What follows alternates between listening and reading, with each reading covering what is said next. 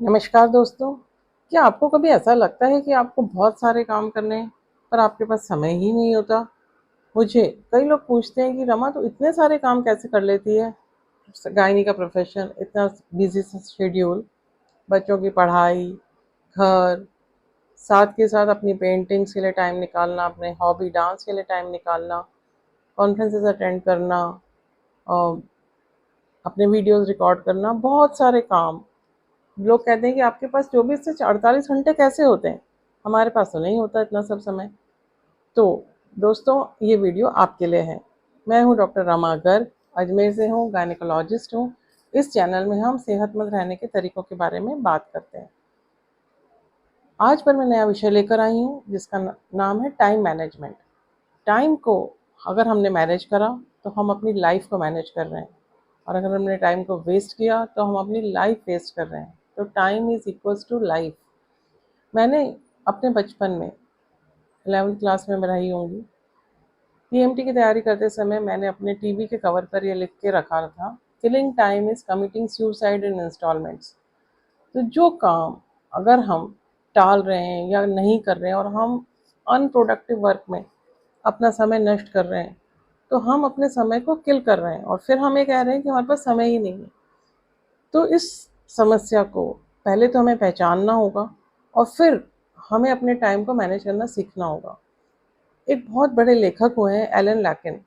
उन्होंने 1973 में एक बुक लिखी है, उसका नाम है manage your time and manage your life. तो समय ही आपकी ज़िंदगी है। अगर हमने अपने टाइम को मैनेज नहीं किया तो हम अपने आप को मैनेज नहीं कर सकते। तो उन्होंने हमें अपने कामों को 3 कैटेगरी में बांटने के लिए कहा है। कैटेगरी ए, जो काम हमारे लिए बहुत क्रिटिकल है। कैटेगरी बी, जो काम बहुत इम्पॉर्टेंट है। और कैटेगरी सी, जो हम काम कर सकते हैं। तो अब उन्होंने ए बी सी को 3 भागों में बांटा। A, you must do. B, you should do. C category, you can do. तो अब हमें क्या करना होगा कि जो ए वाले काम है वो मस्ट टू डू है, मतलब उनको हम इग्नोर नहीं कर सकते, उनको हमें करना ही है। दूसरे मस्ट डू, उनको मॉडरेट उनका इम्पैक्ट आएगा, अगर हमने उनको किया तो हमारे गोल अचीव करने के लिए उनकी ज़रूरत है, पर उनका इम्पैक्ट मॉडरेट है। तो उनको हम पहले हाई प्रायोरिटी टास्क करेंगे, उसके बाद इनको करेंगे। तीसरा है यू कैन डू। अगर उन कामों में से हमने एक भी काम डेलीगेट कर दिया तो हम अपना काफ़ी समय बचाकर ए वर्क को दे सकते हैं, ए टाइप के टास्क को दे सकते हैं। तो हमें एक मैजिकल क्वेश्चन पूछना रहता है खुद से कि what is the best use of my time now. क्या मैं अपना जो काम इस समय राइट नाउ में कर रही हूँ वो इस समय का सब बेस्ट सदुपयोग है? और ज़्यादातर हमें आंसर मिलता है नहीं, क्योंकि हम कुछ ना कुछ स्क्रॉल कर रहे होते हैं, किसी से फालतू बात कर रहे होते हैं, कई बार हम टीवी देख के टाइम पास कर रहे होते हैं। ऐसी बहुत सारी चीज़ें हैं। जब अगर हम अपने आप से पूछेंगे कि अभी मैं जो कर रही हूँ ये उसका सही समय है क्या, तो हमें इसका आंसर ज़्यादातर समय नहीं मिलता है। तो अब हमें क्या करना है, जो हमारे 20% एफर्ट्स हैं वो हमारा 80% काम कर सकते हैं। ये रूल है पेरेटो का, रूल ऑफ 80-20। तो हम हमारे 20% समय में 80% इम्पॉर्टेंट काम कर सकते हैं, तो पहले हमें उसको छांटना होगा, देखना होगा कि आज का हमारा इम्पॉर्टेंट काम क्या है, और फिर हमें उसकी तरफ कदम बढ़ाना होगा। लेकिन ने कुछ चीज़ों को डिबंक किया है। उन्होंने कहा है कि ये मिथ्स हैं, कि जैसे कि I need more time. Basically truth is है कि you are not prioritising what is the important for today. Second, उन्होंने कहा है कि आई वर्क अंडर बाई, अगर हम अपने आप को कहते हैं कि I best work under pressure, it means you are procrastinating, you are not doing work at the proper time. आप उस काम को उस समय टाल रहे हैं और बाद में आप ये कह रहे हैं कि जब प्रेशर ज़्यादा होता है तो मेरा काम जल्दी होता है। Work expands to fill the time available. जितना आपके पास टाइम है और अगर आपने अपने वर्क को चार्ट आउट नहीं किया तो आप उसको टालते रहते हैं, चलो आज नहीं, कल कर लेंगे, परसों कर लेंगे, तरसों कर लेंगे। इस तरह से वो, मान लो आपके पास 1 महीने की डेडलाइन है, तो आप 1 महीने में से 15 दिन तो अभी आप ये सोचने में निकाल देते हैं कि अभी 15 दिन पड़े हैं फिर कर लेंगे। और फिर जब लास्ट के 15 दिन होते हैं तो वो काम आपके सर पे बोझे की तरह आ जाता है और वो प्रेशर देता है। इसकी बजाय आप उस काम को थोड़ा-थोड़ा बाँट के अगर आप रोज़ करेंगे, 5 मिनट अपने काम में जो आपको लगता है कि 1 घंटे का काम है और पर उस समय आपके पास 5 मिनट हैं, जो आपके लिए कुछ और काम करने के लिए नहीं है, पर ये मस्ट डू वर्क आपको करना ही है और ये आपको टाइम नहीं है इकट्ठा करने का, तो आप चीज़ल आउट करिए अपने वर्क को। उस 5 मिनट को आप उस काम के लिए यूज़ कर लीजिए। कुछ आपको फ़ोन कॉल्स करने हैं, आपको लगता है ये 2 मिनट का काम है, उसी समय उठाइए, कर डालिए। टालिए नहीं कि हाँ, कर लेंगे। वो कर लेंगे के चक्कर में वो इतना लेट हो जाता है कि उस काम की इम्पोर्टेंस, उसकी प्रायोरिटी, उसकी ज़रूरत मिस हो जाती है हमसे कई बार। अपने सुबह के 5 मिनट को जैसे ही आपने लिस्ट कर लिया कि आज का मेरे ये 5 मिनट में इम्पोर्टेंट काम क्या-क्या है, उसमें जो आपकी ए प्रायोरिटी के वर्क हैं, उनमें से 3 को आप छाँटिए और उनको अपने पीक एनर्जी आवर्स में कर डालिए। बाकी काम जो आपके मस्ट टू डू लिस्ट में हैं, उनको आप जब लो एनर्जी लेवल्स हैं, तब भी आप कर सकते हैं। और सी जो कैटेगरी के काम हैं, उनको आप डेलीगेट करिए।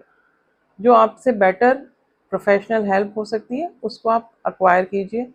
मान लो मैंने वीडियो बनाया, मुझे एडिटिंग करनी है, एडिटिंग करना मेरे को टाइम लगता है, मुझे नहीं आता अच्छी तरीके से, तो मैं किसी उस बंदे की हेल्प ले सकती हूँ जो डिजिटल मार्केटिंग करना जानता है, वीडियो एडिटिंग करने में एक्सपर्ट है। वो इस काम को कम समय में मुझसे बेहतर कर पाएगा। तो जैसे ही मैंने ये काम डेलीगेट किया, मैंने अपना 1 घंटा बचा लिया।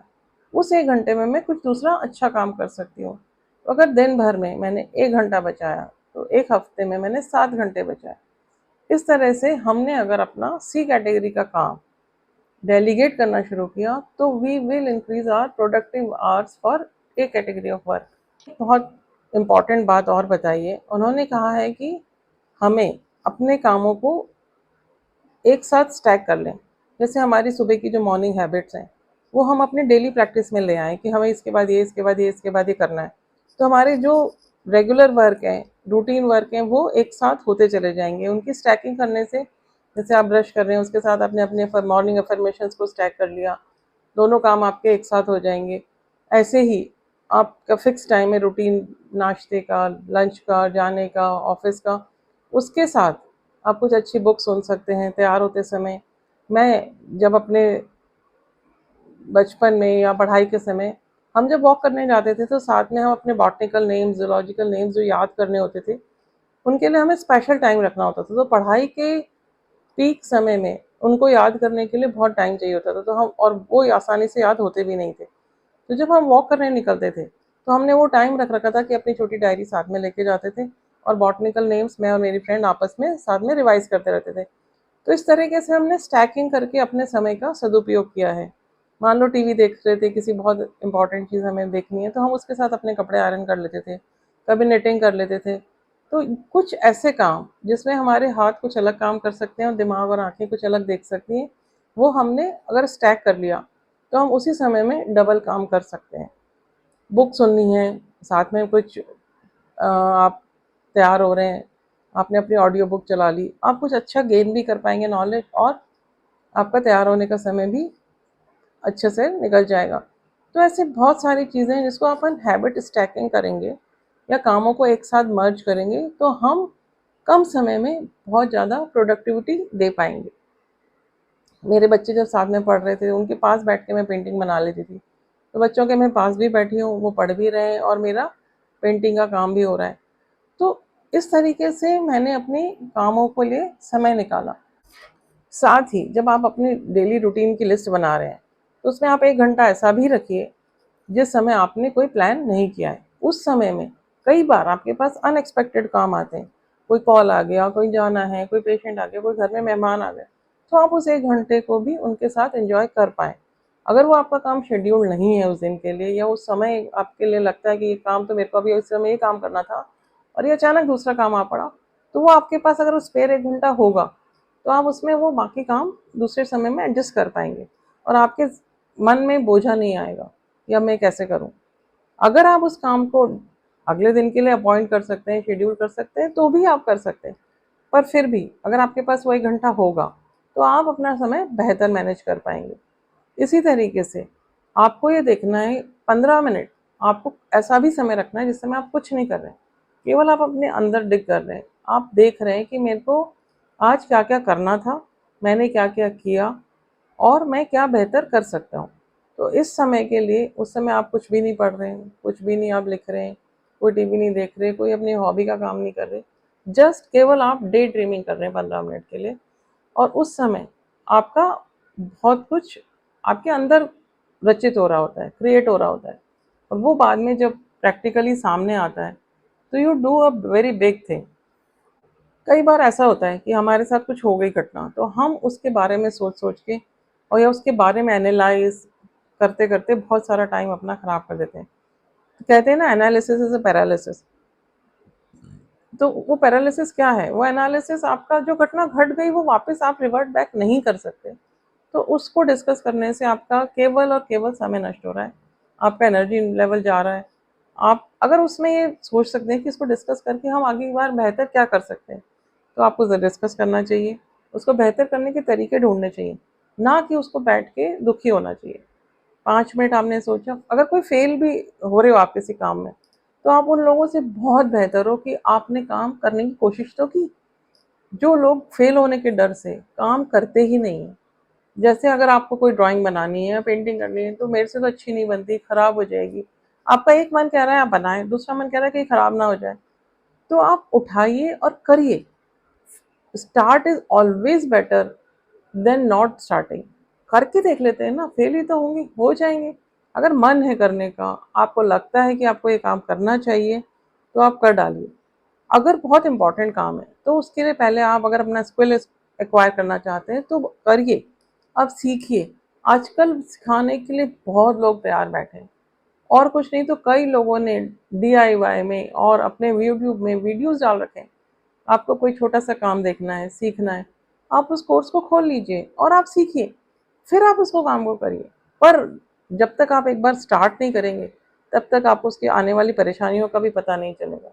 जब हम कहते हैं ना, जब हम काम का बीड़ा उठाते हैं, आगे बढ़ते हैं, तो कदम कदम पे हमें नई परेशानियां आती हैं, और नई परेशानियों को हैंडल करना हम सीखते हैं। जब हम अलग अलग परिस्थितियों में अलग अलग काम को करने के लिए आगे बढ़ते हैं, तो हमें परेशानियां आती हैं तो उसके रास्ते भी खुलते हैं। हम देखते हैं कि ये काम कैसे करा जाए, इस काम को किससे कराया जाए, इस काम की किससे सलाह ली जाए। हम अपने मेंटर्स ढूंढते हैं, सीनियर्स ढूंढते हैं, कोई हमें मिल जाता है कि मैडम ये काम हम कर सकते हैं।